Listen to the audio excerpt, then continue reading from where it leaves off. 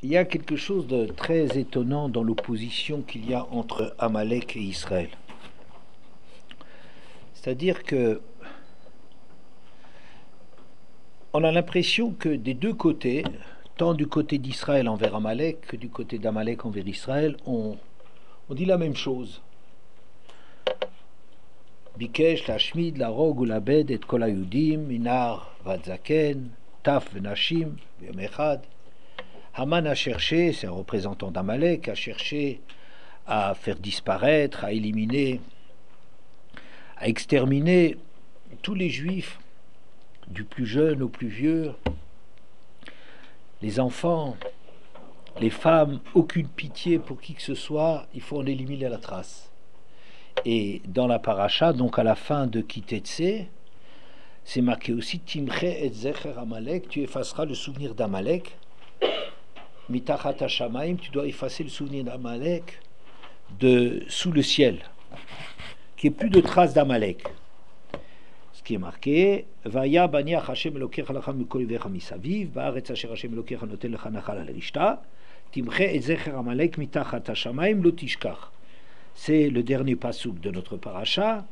Tu effaceras le souvenir d'Amalek, Rashi dit, Meish va'adisha, me'olel va'adyonek, Mishor va'atse, Yeshem Amalek nizkar, afilu ala behema, lomar behema zu beshel Amalek haïta.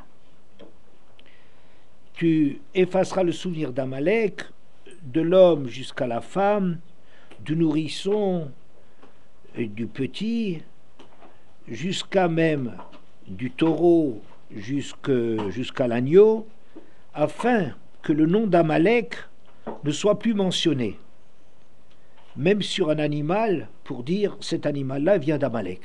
Il faut éliminer toute trace d'Amalek. Donc vous voyez, c'est une opposition radicale. Et ça, on n'a pas du tout l'habitude dans les nations d'avoir des oppositions aussi radicales.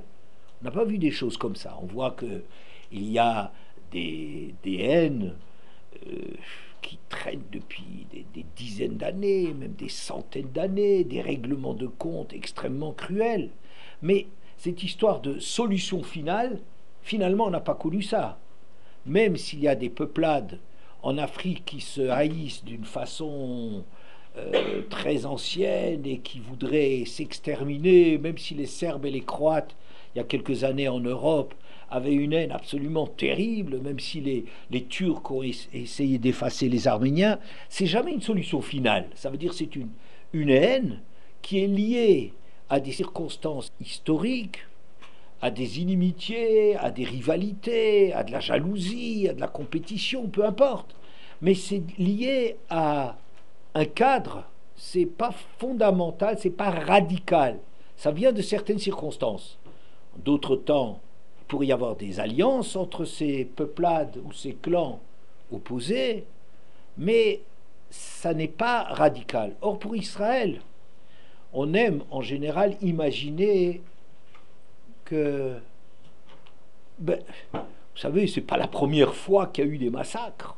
C'est pas la première fois qu'on a cherché à faire disparaître un peuple de l'histoire.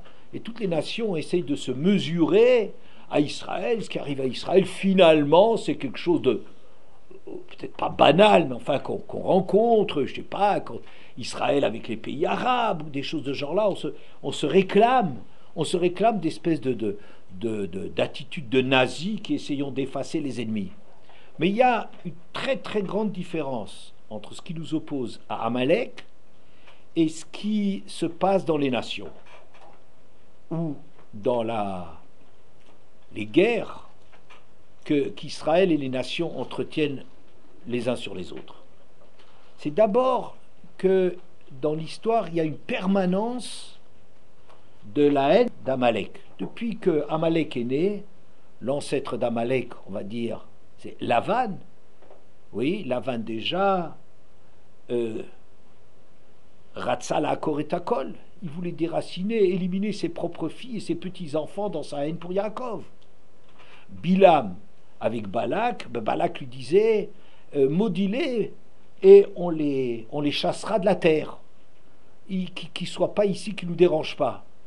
Mais Bilam quand lui, il parle de ce qui se passe avec Israël, Vegerastiv, je l'élimine. J'en débarrasse le monde. Amalek, on l'a encore vu au moment de Purim, on le voit avec Hitler. C'est une guerre qui est constante, qu'on retrouve d'une façon permanente. C'est pas un moment de l'histoire. Et ensuite, il y a aussi dans la façon de faire cette guerre, parler de solution finale. Il n'y a jamais parlé de solution finale quand il y a des rivalités dans des peuplades. Hein, il y a des peuplades qui peuvent pas se sentir, qui s'assassinent et tout ça. Mais ok, mais c'est historique, c'est un certain, mais c'est jamais radical. Il faut éliminer les Croates. Alors les Serbes, ils vont faire des trucs abominables. Les Tutsis, les Hutus, en Afrique, ce qui s'est passé comme rivalité, ça a été horrible, ça a été abominable. On violait les femmes, on n'avait aucune pitié pour personne. C'est vrai, mais ça n'a jamais eu un caractère, la Schmid, la rogue ou la bête, et kol hayudim. Oui, ça c'est quelque chose de... Il se passe quelque chose, et c'est ça mon interrogation, c'est ça ce que j'essaye de comprendre. Qu'est-ce qui se passe entre Israël et Amalek, sur lesquels on a un langage qui est tellement radical? Solution finale, c'est Amalek. Quand on parle de solution finale, c'est Amalek depuis la vanne, avec Bilam, avec Agag, avec Amalek, avec Hitler. Il n'y a pas de trace, on ne veut plus laisser une trace. Et Israël, la même chose. Timché Zecher Amalek, tu vas l'effacer de la carte, tu vas le rayer. Même un animal d'Amalek, il ne faut pas le laisser en vie. Pourquoi? Parce que sinon les gens continueront encore à parler d'Amalek après qu'on ait massacré Amalek. Il ne faut même pas que le souvenir il soit mis tachat hashamaim, il n'y a plus de traces sous le ciel d'Amalek. C'est quelque chose qui nous interroge, il se passe quelque chose. C'est pas de la haine, je veux dire qu'il y a un racisme, que je veux dire qu'on accuse les juifs, je sais pas moi, de réussir de trop, d'être malhonnêtes, de former un bloc contre le reste du monde, la jalousie qu'on a envers eux, ou leur inventer un nez crochu, ou des choses comme ça, des caractères physiques. Je dirais, c'est comme on dirait les noirs, ben, ils sont mauvais parce qu'ils sont noirs, et parce qu'on les aime pas, et parce qu'ils sont plus brutaux, ou ceux-là, ils sont plus nature, ou j'en sais rien. On se trouve des raisons. On n'aime pas les blancs, on n'aime pas les noirs, il y a des raisons. Mais c'est pas quelque chose qui est fondamental. C'est pas quelque chose de fondamental, c'est quelque chose c'est du racisme.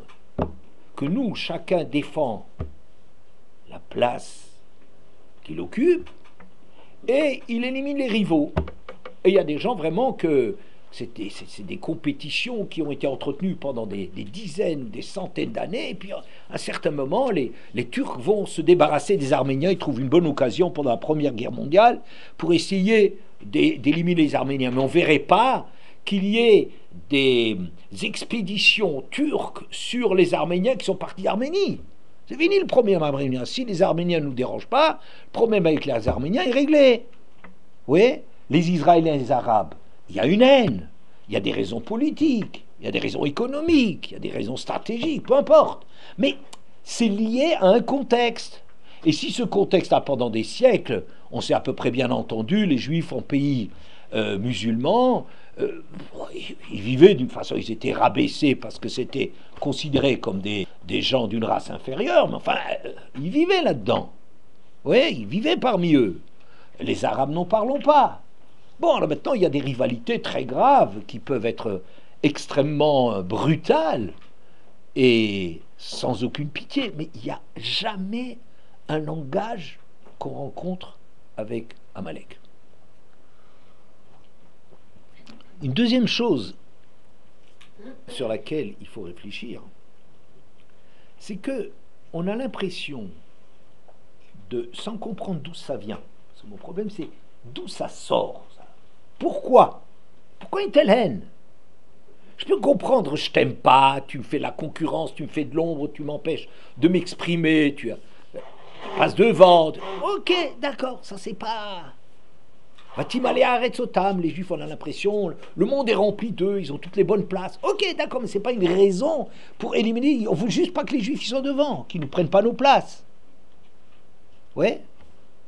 On a l'impression, quand on parle de Juifs et d'Amalek, qu'on a une symétrie dans la haine que l'un éprouve envers l'autre. De la même façon qu'Aman va dire exterminer, éliminer, se débarrasser de tous les juifs, quels qu'ils soient, sans aucune pitié, on ne laisse plus de traces, etc. Et bien les juifs, ils disent autant pour son compte à lui. On va les essayer. Le texte est très dur. Oh, Yonek, Oné, Olel, les petits-enfants, tuer même les petits-enfants, tuer même les nourrissons, même les animaux. Il n'y a plus de traces de lui. On a l'impression qu'on parle la même chose. Les uns, ils le disent en termes amalicites, et les autres, ils disent en termes de Torah. Mais c'est là, on a l'impression que c'est symétrique. N'est-ce pas? Et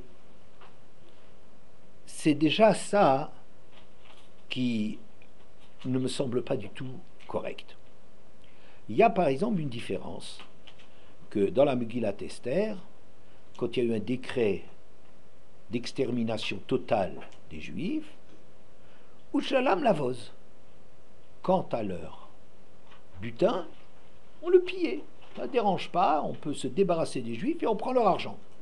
Les nazis, quand ils massacraient les Juifs, ils cherchaient les Juifs, ils traquaient les Juifs. Là, les Juifs étaient, quand les Allemands envahissaient quelque chose, la première chose à peu près, c'était s'attaquer aux Juifs, éliminer les Juifs, faire disparaître les Juifs. Vous voyez bien, c'est un truc de fou. Tu fais la guerre en Afrique du Nord, les Allemands, ils arrivent en Afrique du Nord, ah, les Juifs. Qu'est-ce qui se passe? Mais, Ouchalam l'avoue, ça n'empêche pas que les Allemands, ils ont pillé tous les biens des Juifs, ils les ont mis dans leur musée, ils ont mis ça sous clé dans leur coffre-fort et tout ça. C'est-à-dire, alors que chez nous, c'est pire encore. Tu ne laisses pas la moindre trace. Lo yidbak miyatra me umma minachem. Tu ne dois pas laisser la moindre chose, la moindre trace d'eux. Vaïtacherem kamou, si tu en laissais, ça s'attacherait comme une maladie contagieuse à toi, et comme tu laisses leurs biens, ben, tu vas voir comment ça va se retourner contre toi. Hein? Donc, il y a déjà quelque chose. Uba bizal ou salchou yadam. Quand Israël a triomphé de Haman, ils n'ont pas porté la main sur le butin. Tiens, c'est-à-dire que chez Amalek, c'est une haine sur les Juifs, mais de lors qu'il n'y a pas de Juifs, le fait qu'ils ont de l'argent et tout ça, c'est toujours bon à encaisser, c'est toujours bon à empocher, il n'y a pas de problème là-dessus. Israël, non. Israël, ça semble être une plus idéologique que de haine, c'est-à-dire plus quelque chose de fondamental, de radical, de faire disparaître vraiment leurs traces. Leur bien nous dérange. La trace d'Amalek nous dérange. Les autres, c'est la trace des Juifs nous dérange. Mais pas la trace des Juifs en tant que tel. Les Juifs, ils n'existent plus, alors leur bien, c'est très bien, c'est pour nous. Vous voyez, déjà, ça veut dire qu'il y a un autre moteur dans le sentiment que l'un éprouve envers l'autre. Chez Amalek, on veut faire disparaître la personne des Juifs, mais c'est pas la trace qu'il existe des biens juifs, ça ne les dérange pas. Hein, ils pourraient être fièrement faire un musée de toutes les œuvres qui ont été volées, ça ne dérangerait pas, quoi. C'est normal, c'est une bonne guerre. Alors que nous, non. Donc chez nous, c'est plus radical, c'est fondamental. C'est la trace d'Amalek que tu effaces. Pas du peuple seulement, mais de tout ce qui touche à Amalek. Déjà, c'est une grande différence. Ensuite, ce qu'on avait souligné l'autre jour, c'est que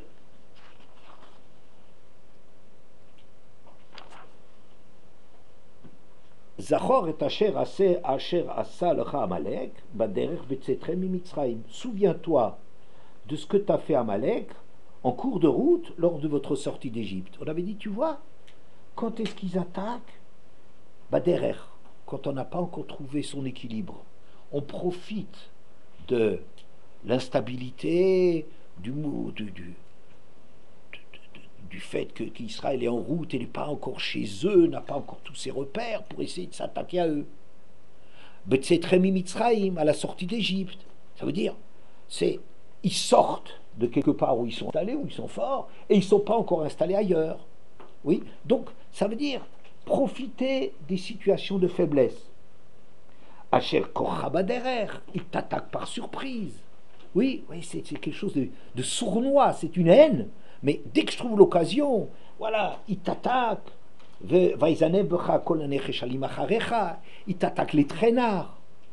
Tous ceux qui ont été rejetés à cause de leur faute, dit Rashi, du Hanan qui les protégeait, le dôme de fer.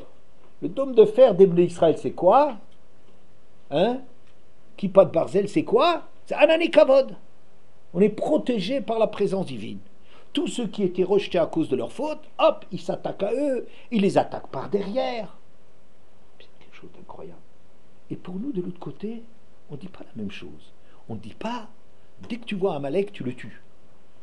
Tu es seul avec lui, vous êtes à plusieurs contre lui, va efface-le. Pas du tout, pas du tout. Amar Rabbi Yehuda, Shalosh mitzvot nitztavu bechnisatan laaretz. Il y a 3 mitzvot qu'ils ont à faire quand ils rentrent en Eretz. Minouya Melech, de nommer un roi. Mechiat Zaro shel Amalek, effacer Amalek et ses descendants. Ou Biyan Bet Hamikdash, et la construction du Bet Hamikdash. Ça veut dire que nous, ce n'est pas des petits coups sournois par derrière. C'est seulement à un moment de l'histoire. Si on n'est pas encore entré en Eretz et qu'on n'a pas encore un roi et qu'on n'est pas encore dans la dynamique de se réaliser, on ne touche pas à Amalek. On aurait un Hitler devant nous, on n'a pas une mitzvah de l'effacer, de le torturer, au nom parce que c'est un Amalek. Comprenez? On n'a pas une mitzvah comme ça. Faudra le juger tout ce qu'on veut, j'en sais rien. Mais c'est pas le problème de Mechiat Amalek. Mechiat Amalek s'inscrit dans une réalisation du peuple juif. Il rentre en Eretz, il est en train de commencer à s'accomplir, le couronnement de l'histoire et de la galoute, ça va être installé en Eretz. Et à ce moment-là, on nomme un roi, un représentant, on est quelqu'un, on est représenté par quelqu'un. C'est pas les juifs comme ça, c'est les juifs avec la malchoute qui représentent ce que c'est vraiment Israël. À ce moment-là, il faudra éliminer le mal et après, c'est la dernière étape avant le couronnement final, toute la grandeur de Binyan Bet Hamikdash. Vous voyez? Mais c'est pas du tout quelque chose qui, comme Amalek qui profite de tous les faux pas d'Israël et de tous les croche-pieds qu'il peut leur faire et tout le mal qu'il peut leur faire. Là, vous voyez, c'est pas, on les attaque pas en cours de route, on les attaque pas par surprise, pas en cours de route, pas dans un moment d'instabilité. Ça n'a rien à faire avec ça. Il y a une mitzvah qui surgit lors de la réalisation d'Israël. D'accord? Très important. Ensuite, il y a quelque chose aussi de très frappant. Quand on voit Amalek contre Israël, c'est Amalek va attaquer Israël. Par exemple, après Kriyat Yamsouf, Amalek va s'attaquer à Israël. Il vient, Kafatz Arba Meot Parsa, il a sauté d'une distance, il vient d'un pays très très éloigné, il a entendu Israël, il voit qu'Israël sont devenus grands, que tout le monde a peur d'Israël, paf, il va du bout du monde, il vient nous chercher. Ou bien, quand les Hanané Kavod ont disparu à la mort d'Aaron, alors le Melech Arad, qui était un Knaani Amalek, qu'est-ce qu'il était plus là-bas, il en profite, il dit tiens, la protection divine n'est pas là, eh bien on va s'attaquer à eux. Vous voyez, il profite, dès qu'il peut, il y a sa haine dès qu'il a une certaine chance de leur faire du tort, hop, il leur saute dessus. Mais il vient de loin pour ça. On ne l'a rien demandé, on ne lui a rien fait. On lui saute dessus. Alors qu'Israël, qu'est-ce qu'on dit? Zachor, Al-Tishkar, souviens-toi surtout de ce qu'il a fait. Al-Tishkar, il y a des Issourim là-dessus, surtout t'oublie pas ce qu'il t'a fait. Si on dit ça, ça veut dire qu'il n'y a pas une haine naturelle contre Amalek. Si on a besoin de nous rappeler, attention, réfléchis bien à ce qu'il t'a fait. Regarde ce que ça veut dire. Réfléchis à ce qu'il fait. Vous voyez? Al-Tishkar, tu ne dois surtout pas l'oublier. Ça veut dire qu'on pourrait l'oublier. Amalek, il n'oublie jamais. Dès qu'il voit une occasion de faire du tort, de faire des dommages, de causer des dommages à Israël, hop, il est sur eux. Ça veut dire que chez lui, c'est vraiment la haine. C'est la haine des Juifs. Chez nous, c'est tout à fait autre chose. On te dit, tu ne dois pas l'oublier. Ça veut dire comme si En vérité, c'est pas tellement Amalek qu'on haït, on n'a pas. Mais la Torah nous demande de dire, tu sais, Amalek c'est un grand danger. Réfléchis bien le sens des attaques d'Amalek. Et quand tu as bien réfléchi à ça, et tu as un issour de t'en détourner, alors tu dois bien garder cette chose présente à l'esprit, entretiens le souvenir et la signification de l'attaque d'Amalek lorsque, à la fin des temps, lorsqu'on arrivera, lorsque par exemple avec Shaoul, ils sont rentrés en Eretz et ils ont un roi, alors c'est le moment où il y a eu l'ordre d'éliminer Amalek. Mais sans Eretz Israël, sans roi, il n'y a pas d'attaque contre Amalek. Et il faut au contraire entretenir le souvenir de. Oui, vous voyez bien qu'il n'y a aucune symétrie dans je sais pas quoi, dans le désir d'éliminer l'autre à tout prix, totalement. Oui, c'est vrai que des deux côtés, il y a un désir d'éliminer l'autre, mais chez Amalek, c'est lié à une haine qu'il porte, et dès qu'il peut porter un sale coup, ça y est, il est présent, et même s'il vient de loin, tout ce qu'il peut faire du Torah Israël, il est là, alors que Israël, ça s'inscrit dans le sens que représente Amalek, dans la signification qu'il a. D'accord? C'est un point à réfléchir. Oui? Mais ça reste quand même contradictoire de dire efface le souvenir d'Amalek et d'un côté on doit se souvenir de ce qu'a fait Amalek. Malgré tout ça, c'est contradictoire. Non, il faut que tu entretiennes le souvenir pour l'effacer le moment venu. Mais quand tu l'effaceras, ça veut dire quand l'heure sera venue. Donc là, c'est comme si on ne l'efface pas encore. On ne l'efface pas encore. On n'essaie pas maintenant d'effacer. Je ne sais pas, si tu savais, par exemple, qu'il y a des repères nazis ou j'en sais rien, ou d'Amalek quelque part dans le monde, on n'a aucune mitzvah d'aller faire une expédition punitive ou de quelque chose. Il n'y a rien du tout. Souviens-toi et n'oublie pas que tu as commission de l'effacer. Tu restes effacé. Non. Efface ce qu'il t'a fait et n'oublie pas ce qu'il t'a fait pour l'éliminer. C'est pas, toi tu veux souligner. Comment tu peux dire souviens-toi, efface les traces? C'est le contraire. S'il y a des traces, c'est que tu t'en souviens encore. Oui. C'est pas ça qu'il s'agit. C'est pas de ça qu'il s'agit. Il s'agit de nous, pendant l'histoire, d'entretenir le sens de ce que nous fait Amalek, de comprendre ce qu'il nous veut, et de garder ça présent pour qu'au moment où on pourra traduire ça en acte, on ait ça présent à l'esprit et on l'élimine. C'est pas une question de haine. D'accord? Bien. Alors, pour comprendre un peu cette dissymétrie entre les deux positions, le Kli Yakar rapporte un midrash dans Béchalar. Dans Béchalar, c'est là qu'on a vu Amalek attaquer les Bnei Israël après la sortie d'Égypte.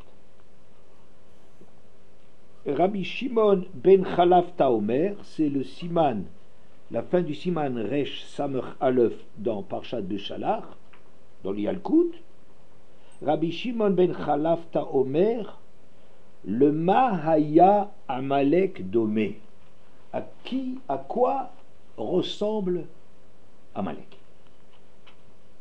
L'Izvouv. Que c'est Zvouv? À une mouche.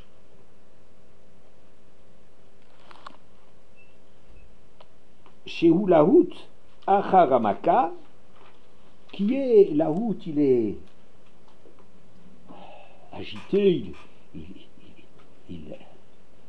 il désire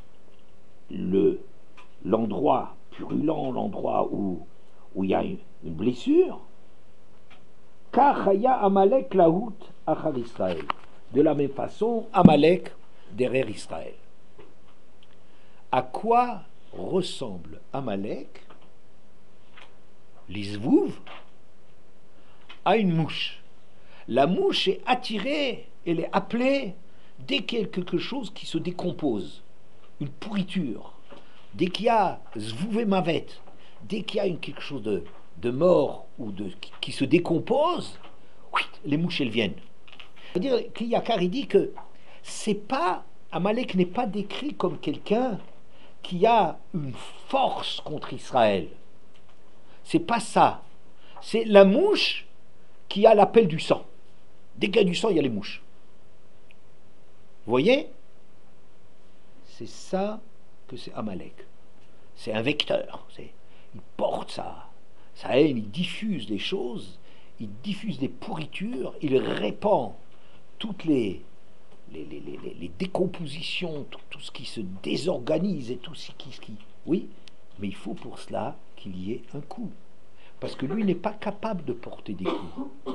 Lui n'a pas une arme comme d'autres qui sont forts pour attaquer Israël. Lui, simplement, il voit du sang, il voit une occasion qui l'attire, il leur saute dessus. Afken, Amalek, Laout, Achar Israël. De la même façon, dès qu'il y a une blessure, quelque chose qui va mal chez Israël, hop, Amalek apparaît. Ce qui veut dire que la naissance, l'apparition d'Amalek, c'est quand il y a une blessure en Israël. Dès que quelque chose ne va pas en Israël, dès qu'ils ont une blessure, une décomposition, la mort, oui, c'est ça qui est un appel à Amalek. Il en profite et il amplifie le phénomène. D'accord? Mais le mal, l'origine du pouvoir d'Amalek vient d'Israël. Oui, c'est très important à savoir. Pourquoi? Parce que maintenant je peux comprendre que notre problème contre Amalek, c'est pas Amalek, c'est la blessure qu'on a chez nous, c'est ce qui va pas chez nous. Le problème contre Amalek, c'est pas de faire un génocide, d'exterminer toute trace d'Amalek, parce que comme ça on n'aura pas de problème. C'est pas ça la solution du problème. La seule solution du problème contre Amalek, c'est quoi? C'est qu'il n'y ait pas chez nous quelque chose de puant, quelque chose qui l'appelle, quelque chose qui se décompose, des choses qui vont mal, la mort. Quand le peuple juif n'a pas sa vraie dimension, c'est la porte ouverte à la mouche. La mouche, elle est seulement très forte pour ressentir depuis de longues distances à de longues distances et ressent tout ce qui ne va pas chez le peuple juif. Donc on ne peut pas dire qu'on a une haine contre Amalek. Amalek, c'est le coup qui nous frappe. Mais ce n'est pas la cause. Vous voyez? Israël, par rapport à Amalek, il les déteste. Il ne peut pas les sentir, on n'a pas encore compris pourquoi. Quelle est l'origine de la haine? On ne l'a pas encore compris. Quoi qu'il en soit, chez Amalek, c'est Israël qui le dérange. Et dès qu'il trouve l'occasion, dès qu'il y a quelque chose, alors il est assoiffé de sang. D'accord? Lui, c'est sa haine, la porte ouverte à sa haine. Et comme on dit, l'olam Amalek retsuat mardout l'Israël. Amalek a toujours servi de lanière pour frapper Israël. C'est l'instrument qu'Hachem emploie pour corriger, pour punir Israël. D'accord? Il utilise cette haine d'Amalek contre Israël, dont on n'a pas encore parlé de l'origine de cette haine, mais il utilise cela pour faire du mal à Israël. Cette haine qu'il a, elle ne peut pas faire grand-chose. Il faut qu'il y ait quelque chose, une blessure en Israël. Quelque chose qui ne va pas. D'accord? Alors que chez nous, on ne peut pas dire que c'est Amalek. Réfléchis. C'est pas Amalek qui est le danger. C'est comme si tu voulais dire le chien qui frappe le bâton. Tu as tort. C'est pas le bâton qu'il faut attaquer, c'est la cause du bâton. C'est celui qui manie le bâton. Si tu es quelqu'un d'intelligent, ne sois pas comme un chien qui va essayer de mordre le bâton qui le frappe. Ça, c'est comme si tu crois guérir le problème d'Israël et Amalek en allant taper Amalek. C'est pas vrai. Donc c'est pour ça que vous comprenez que la guerre contre Amalek, c'est un problème qu'on a par rapport à nous-mêmes. Si tu veux en vouloir à Amalek, d'abord reproche-toi ce qui a permis à ce qu'Amalek vienne. Ne va pas dire que Hitler, c'était une ordure et tout ça, ce qui est parfaitement vrai. Mais simplement, c'est l'instrument du destin d'Akadosh Baruch Hu pour punir Israël, mais pour punir Israël. Makat Mardout, ils sont là, d'accord? Bon. Alors maintenant, ce dont il faut parler, c'est l'origine de cette haine. Pourquoi Amalek en veut-il tellement à Israël? Alors il y a une Gemara très connue, Sanhedrin Tzadetet Amoudbet, 99b, Timna bat Melachim Haïta. Timna, la mère d'Amalek, était une fille de roi, comme le texte de la Gemara va l'établir. Baya les Igyuré. Elle a voulu se convertir. Timna, l'ancêtre d'Amalek, la mère d'Amalek, a voulu se convertir. Bata etzel Avraham, Yitzhak, Yaakov, velo kibloua. Elle est allée chez Avraham, elle est allée chez Yitzhak, elle a recommencé chez Yaakov et voulait se convertir. Ils n'ont pas accepté. Halcha ve'ata pilegesh Eliphaz ben Esav. Elle est allée et elle est devenue une concubine, c'est-à-dire pas une femme légitime, mais une femme de second ordre de Eliphaz, puisque Eliphaz c'est le fils d'Esav, c'est de la famille d'Israël. Amra mutav tehe shifra le umazu velo tehe gvira le umacheret. Mieux vaut être une simple servante dans ce peuple d'Israël que d'être une princesse, elle était fille de roi, que d'être princesse dans un autre peuple. Nafak mina Amalek de Tsarin ou l'Israël. Il en est sorti à Amalek qui a fait du mal à Israël. Maïtama, pour quelle raison? De l'Oïbaïlou le Rachaka, parce qu'ils n'auraient pas dû l'écarter. Voilà, un très beau texte. Qu'est-ce qu'on voit? Timna a compris quelque chose. Elle a compris qu'il y a une grandeur dans Israël. Elle l'a tellement bien compris que tout le kavod qu'elle aurait pu avoir à titre de fille de roi, elle aurait pu être princesse, elle aurait pu être reine, ne l'intéressait pas autant que d'être une simple servante, une concubine de Eliphaz, le fils de Esav, qui est le frère de Yaakov. Ça vaut mieux d'être la dernière du peuple juif que d'être la plus glorieuse des nations. Ça veut dire qu'elle a compris qu'il se passait quelque chose en Israël. Elle a compris quelque chose de très fort. Pour ça, il va chez Avraham, il l'a refusé. Chez Yitzhak, il l'a refusé. Chez Yaakov, il l'a refusé. Ça veut dire quoi? Avraham et Yitzhak et Yaakov représentent l'éventail des différentes attitudes par lesquelles on sert Hachem. Par le chesed, par le din, par la rachmanout. Il y a des choses qui caractérisent Avraham, Yitzhak, Yaakov, et lui, il a essayé de s'attaquer. Mitzad ha-chesed, la porte est fermée. Mitzad de la rigueur et de l'exigence, Yitzhak qui ferme la porte. Mitzad ha-rachmanout, Yaakov est sourd. Alors elle a dit, mais ils ne veulent pas de moi, je rentrerai quand même dans ce peuple. Et elle est entrée par la mauvaise porte, par Eliphaz, par Amalek, par Esav. Et c'est ça qui a causé le mal, la souffrance à Israël. En vérité, ce texte, il est insuffisant, selon moi, parce qu'il n'explique pas pourquoi est-ce qu'ils l'ont tellement repoussé. J'ai un exemple du contraire. Est-ce que vous avez un exemple du contraire? Pardon? Agar, très bien. Agar.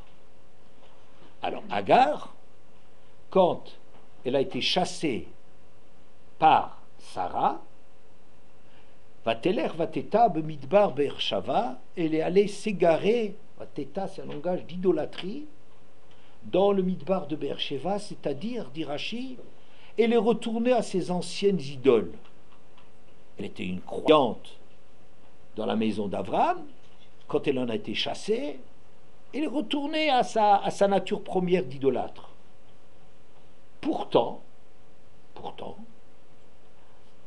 on l'avait quand même, bien qu'elle a une nature idolâtre au début, Paro l'a donnée comme servante à Sarah, parce qu'il a vu la grandeur du peuple juif. Quand il a été confronté à Abraham et Sarah, il a vu qu'est-ce que c'est le peuple juif. Paro lui-même, qui était le maître du monde, il a compris qu'il valait mieux être la servante de Sarah que d'être la plus grande princesse, la princesse héritière du monde. Et ça, bien que par elle-même, elle était idolâtre, mais elle a senti qu'il y a de la grandeur. Abraham l'a accepté. Il ne s'est pas dit, mais Paro, c'est un idolâtre.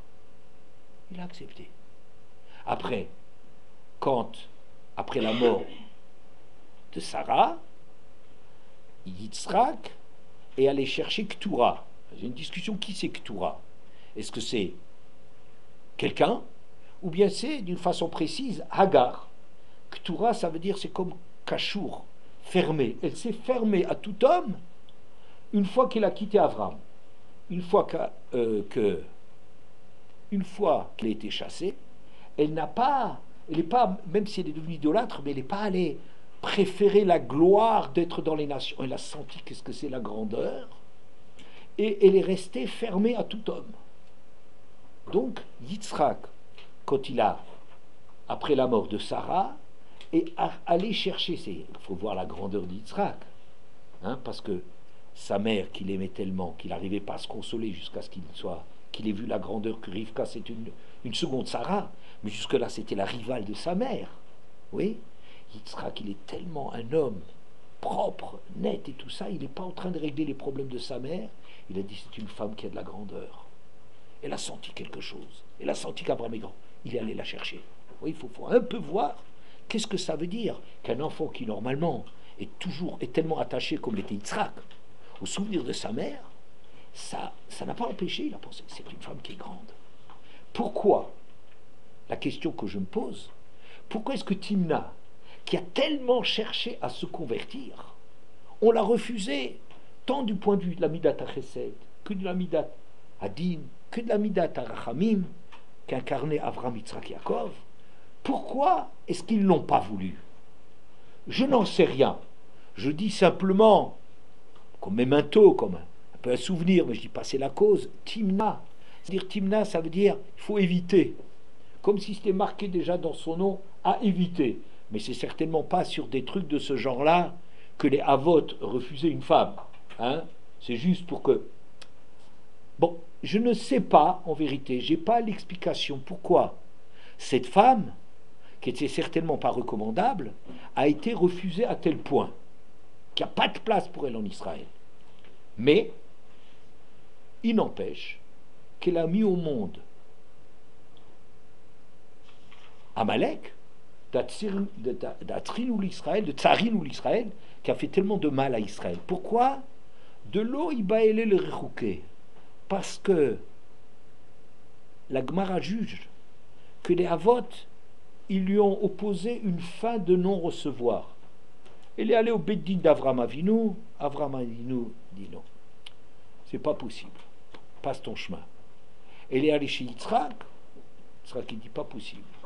Elle est allée chez Yaakov, mais pitié, pas possible. Donc ils ont senti chez elle que c'est une femme qui fondamentalement avait d'extrêmement mauvaises midotes. Hagar, elle avait des déotes qui étaient tordues, des idées, des idéologies, des religions qui étaient tordues. Mais elle était peut-être quelqu'un de bien. Chez elle, sans doute, ils ont dû sentir qu'il y avait des mauvaises midotes. Mauvaise midote, c'est très difficile à rattraper. Quoi qu'il en soit, on dit l'olam tehe semoldocha v'yamin mekarevet. Quand tu repousses quelqu'un, repousse-le avec la main gauche, mais rapproche-le avec la main droite, c'est-à-dire la main droite qui est la plus forte. En dépit de ce que tu le repousses, tu as la main tendue, et c'est la main droite encore, c'est la main la plus forte. Ça veut dire que tu donnes toujours un espoir, tu fais toujours... Et là, apparemment, ils ont tout verrouillé, il n'y a pas de place. D'accord? Je dirais que c'est ça l'acte de naissance de Amalek. C'est quoi? Il n'y a pas de place pour toi dans le clan d'Israël. Il n'y a pas de possibilité pour toi d'entrer dans le clan d'Israël. Tu viens supplier un, tu supplies l'autre, tu supplies le troisième. Certainement les Havot savaient très très bien ce qu'ils faisaient, c'est les Havot Haolam. Ils savaient très très bien, ils ont très bien compris qui ils avaient en face d'eux. D'accord? On ne leur reproche pas de ne pas l'avoir accepté, mais on aurait dû lui conserver une certaine image, un certain espoir d'eux. Alors qu'est-ce qu'on a fait? On a fermé toutes les portes. Fini. Il n'y a pas de place pour Amalek, pour Timna. Amalek, dans le monde des valeurs. Elle a senti Timna qu'il y avait quelque chose de grand dans le peuple juif. Tellement grand que ça valait la peine de repousser, de refuser tout le kavod, qui est la grande chose importante, le pouvoir, le kavod, la reconnaissance qu'elle aurait pu avoir de naissance. Elle a senti qu'il y avait quelque chose de beaucoup plus important que cela, et elle voulait venir. Et toi, tu lui as dit, il n'y a pas de place chez toi. Ils l'ont définitivement condamnée à ce que dans son monde, il n'y ait plus de valeur. D'accord? Je dirais, c'est ça ce que j'apprends d'Amalek. C'est un monde dans lequel il n'y a pas de valeur. Parce qu'une fois qu'ils ont tellement senti la valeur, qu'ils voulaient tout sacrifier pour être la dernière dans le peuple juif, et que ça leur refusait, ça veut dire Lech la Azazel, fiche-nous la paix, dégage, il n'y a pas de place pour toi là où il y a de la valeur. D'accord? Maintenant, je reviens à notre paracha. La paracha pose une question difficile. Avant Amalek, de quoi est-ce qu'on parlait? Vous vous souvenez de l'autre jour? De quoi est-ce qu'on parlait? De quel paracha? Pardon, plus fort? J'entends rien, c'est pas enregistré quand vous parlez comme ça.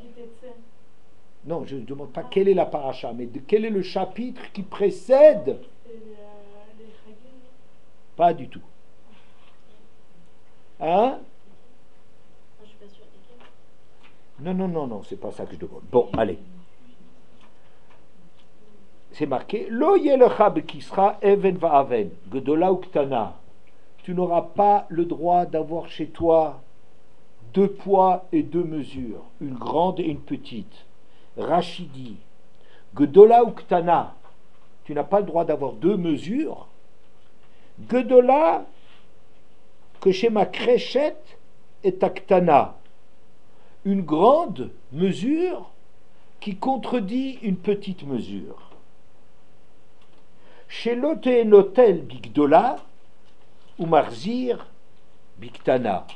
Une mesure avec laquelle tu prends et une mesure avec laquelle tu donnes. J'explique.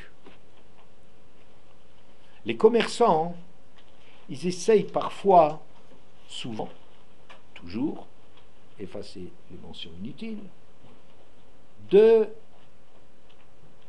tricher, d'avoir des avantages comme ça dont le client ne se rend pas compte. Qu'est-ce qu'on fait?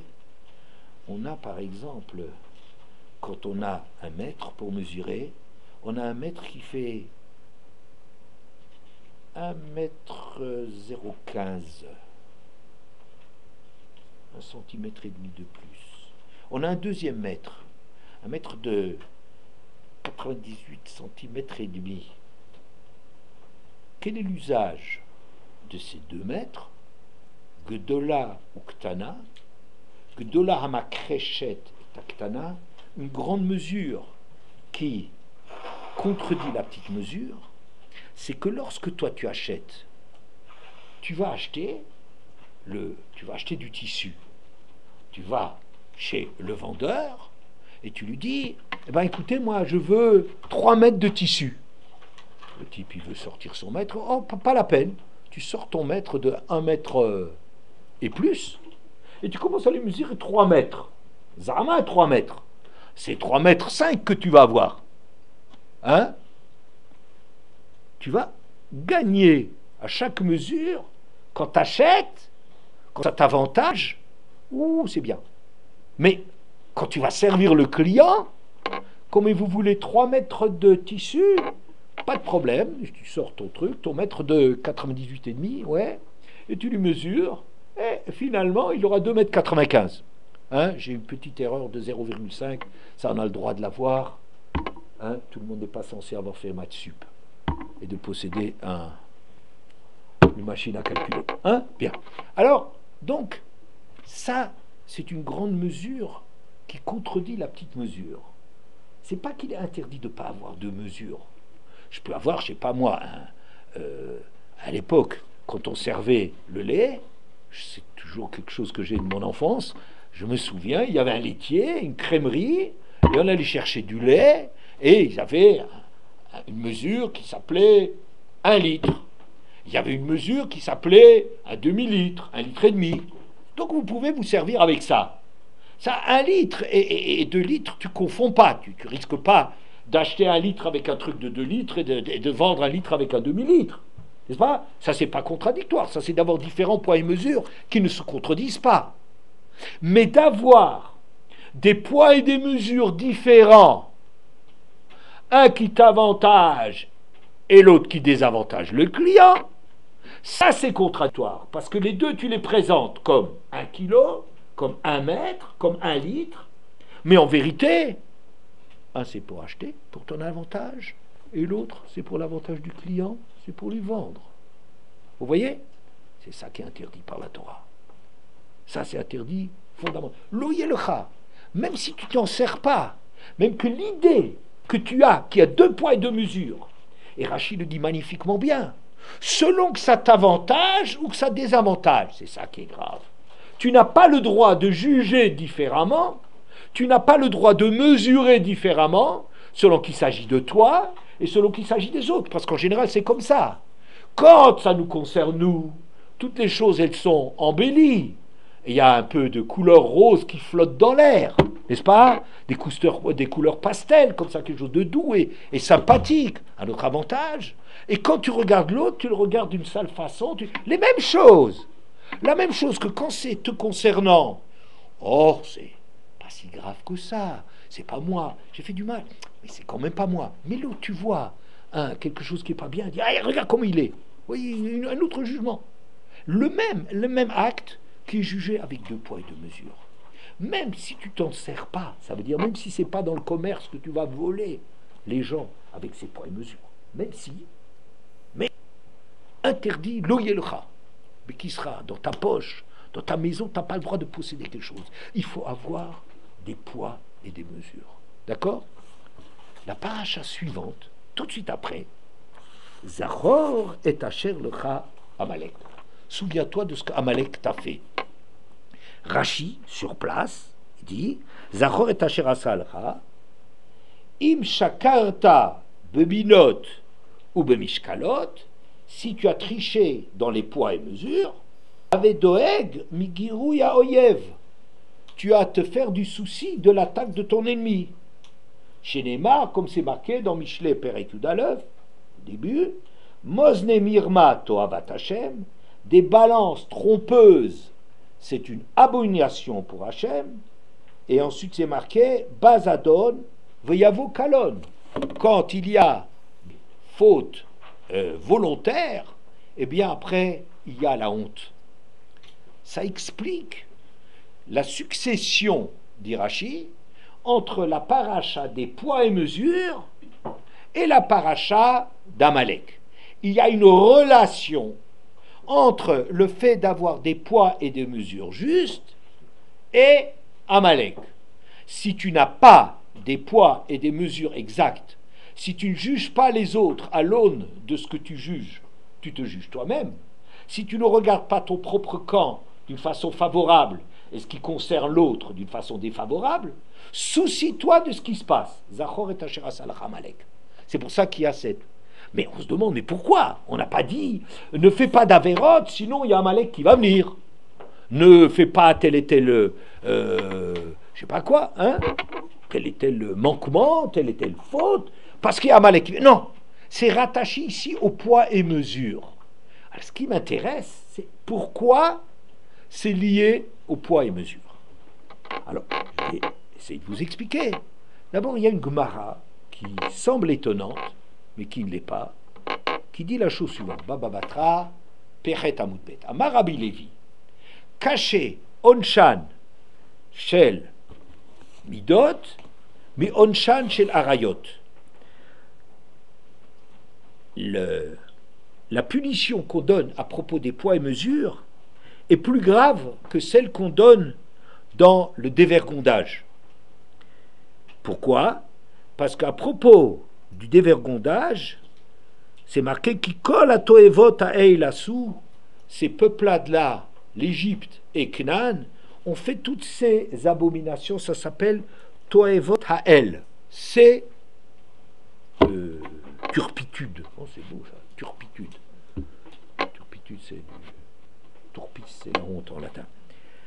Et de l'autre côté, pour les poids et mesures, c'est marqué chez nous, qui Toavat Hashem Kolosé Eile. Tout ce qui fait ces choses-là, c'est une abomination pour Hashem. L'un, ça parle de El, Hael, et l'autre, c'est Eile. Eile, c'est un renforcement de El. Eile, c'est encore plus que El, c'est du El au carré.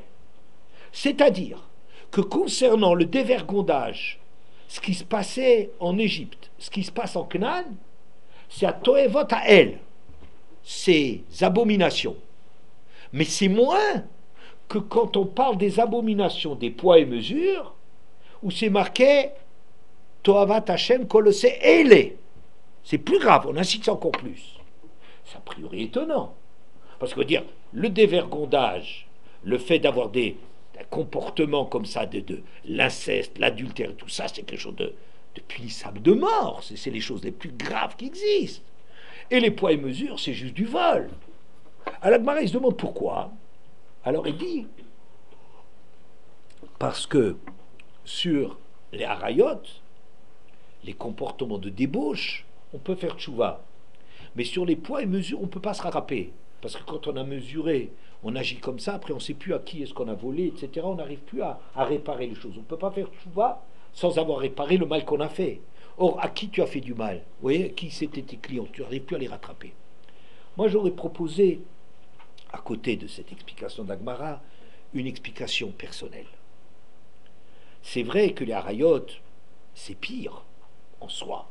C'est terrible, c'est la destruction, c'est mettre en place le côté animal de l'homme qui n'arrive plus à se réfréner dans ses désirs. C'est vrai que c'est pire, c'est puni de mort. Mais les poids et mesures, c'est pas juste grave parce qu'il y a du vol. C'est pas ça seulement. C'est qu'il n'y a plus de critères. On ne peut plus juger. Si tu as deux poids et deux mesures qui se contredisent, c'est-à-dire de voir en ce qui te concerne le beau côté des choses, le beau rôle, et de l'autre côté, le côté laid, honteux, quand on fait les autres, tu n'as plus de principe d'une valeur au-dessus de toi. Vous entendez? Si tu n'arrives pas à avoir un critère de jugement fiable, et que selon les circonstances, tu regardes toujours ce qui t'avantage, tu agis toujours à ton avantage, si c'est comme ça, tu es fichu. Tu n'as plus de critères. En soi, peut-être c'est que du vol. Et peut-être c'est grave parce que tu ne peux pas le réparer, tout ça. Mais ce qui est beaucoup plus grave, qui est fondamentalement grave, c'est que tu n'as plus de critères. Le seul critère que tu as, s'il n'y a pas la vérité, c'est ça, 1 mètre, c'est 1 mètre. Et 1 kilo, c'est 1 kilo. Et 1 litre, c'est 1 litre. Si tu n'as pas cela, tu n'as plus de critères.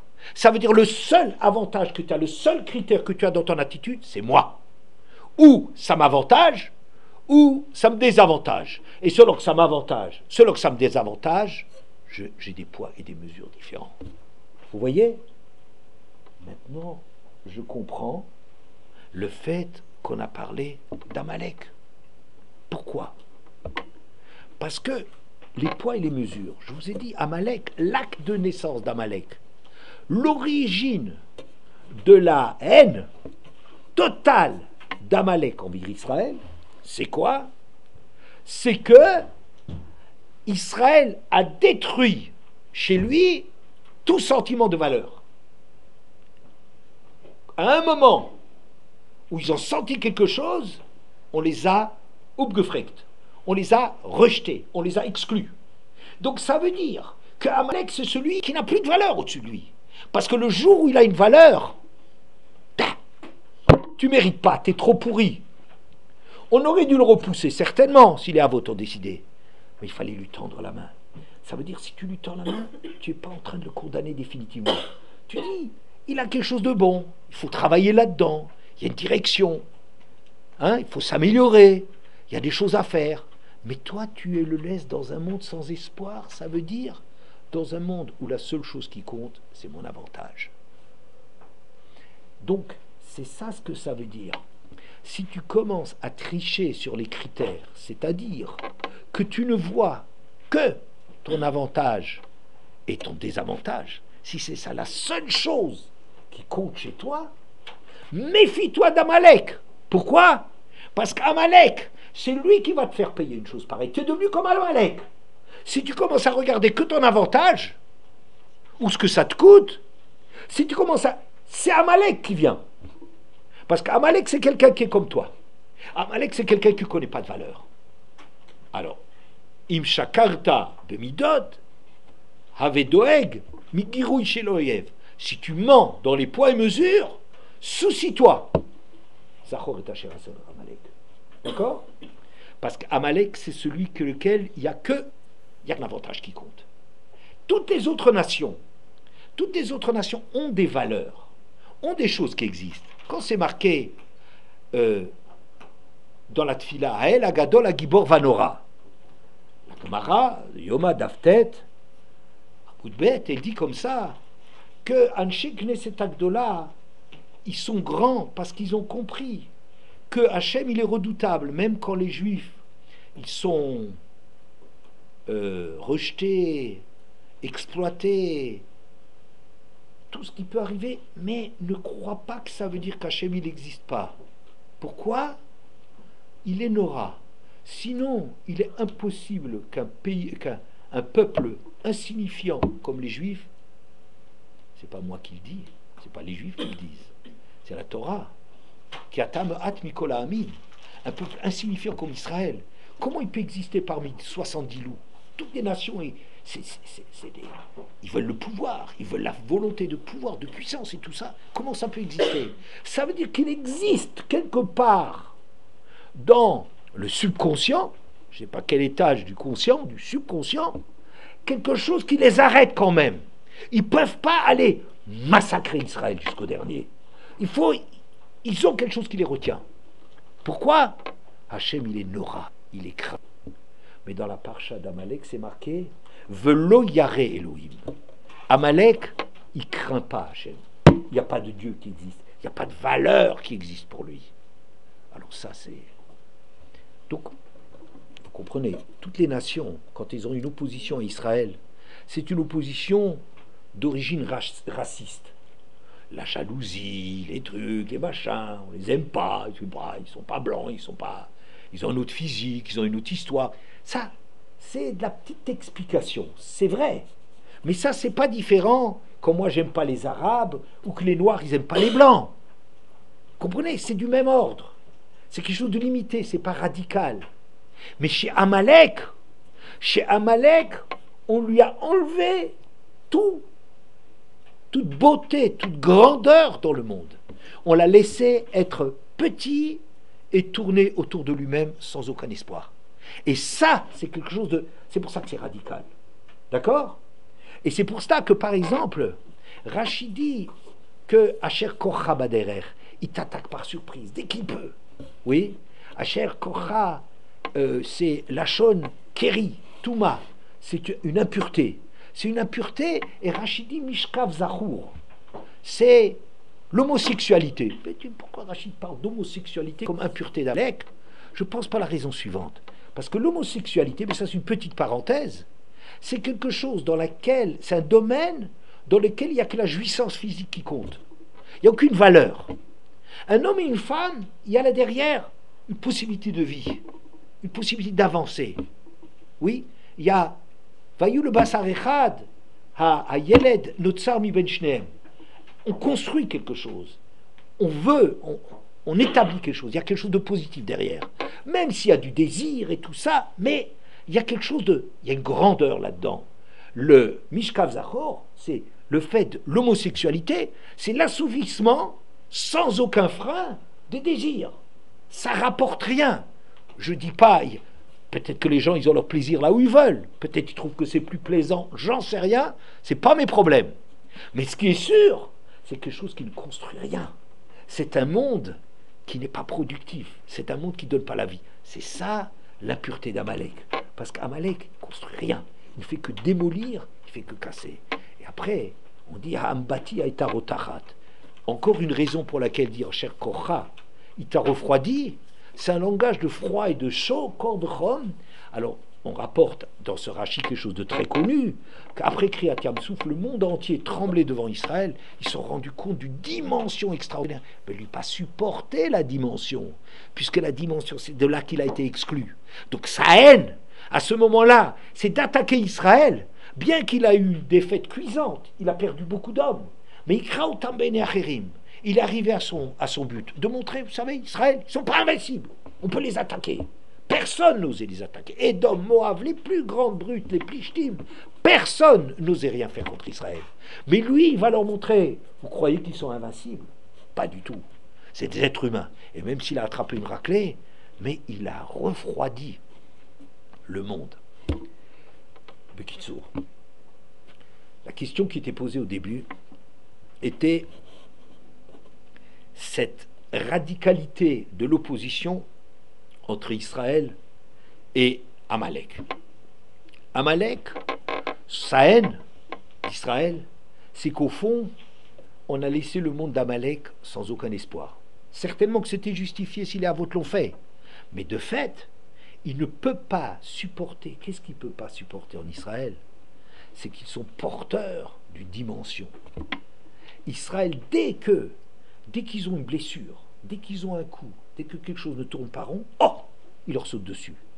Mais ils ont Israël, pour lui, c'est celui auquel on est toujours à l'affût pour leur faire du mal. Pourquoi? Parce qu'Israël traduit qu'il y a une dimension de Eloukut dans le monde. C'est pas la même opposition que les nations elles ont contre Israël. Les nations contre Israël, des tas de raisons de ne pas aimer Israël, et Israël aussi est raciste, et rejette aussi, c'est pas radical.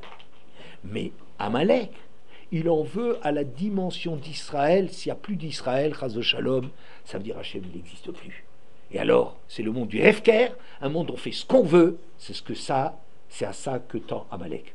Faire ce que je veux, sans aucune loi, sans aucune restriction. Ça, c'est Amalek.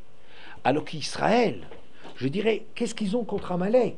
C'est pas Amalek la cause. Amalek, c'est le bâton qui me frappe. Hein? C'est la lanière qui me frappe.